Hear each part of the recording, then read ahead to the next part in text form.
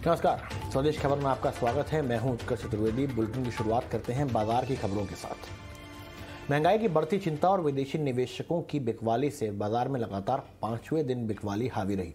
आज निफ्टी 359 अंक गिरकर 15,808 पर बंद हुआ। सेंसेक्स और निफ्टी बैंक में 1,150 अंकों से ज़्यादा की गिरावट देखने को मिली।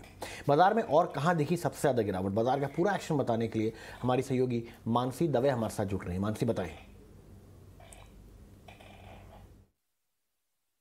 भारी बिकवाली का दबाव बाजार में नजर आया और काफी ज्यादा गिरावट के साथ दिन में हाहाकार मचता हुआ। तमाम इंडेक्सेस, तमाम पॉकेट्स, तमाम सेक्टर्स में लाल निशान के साथ ही ट्रेड्स नजर आया। वीकली एक्सपायरी जो है बिल्कुल जिस तरह से हमने अनुमान लगाया था वैसे ही कमजोरी पर क्लोज होती हुई दिखी।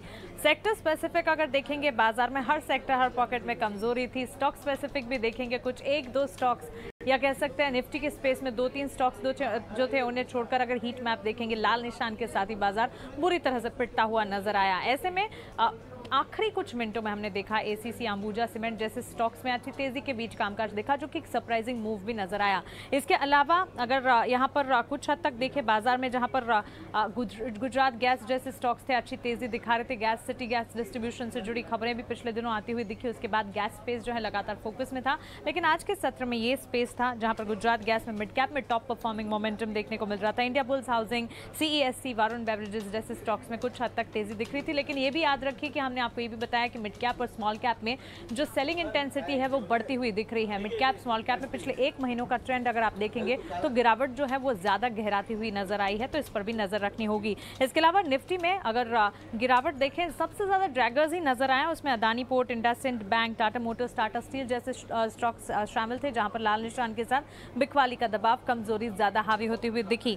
मिड कैप में losing momentum banking space, bank of India, RBL bank, federal bank जैसे स्टॉक्स में लाल निशान के साथ ट्रेड्स नजर आए। और सेक्टर स्पेसिफिक अगर बाजार को देखेंगे हर तरफ बिकवाली ही बिकवाली थी, लेकिन सबसे ज्यादा गिरावट जो है एफएमसीजी स्पेस में हावी होती हुई दिखी। Financial services, automobile space, metals और फार्मा में लाल निशान के साथ ही गिरावट देखने को मिली।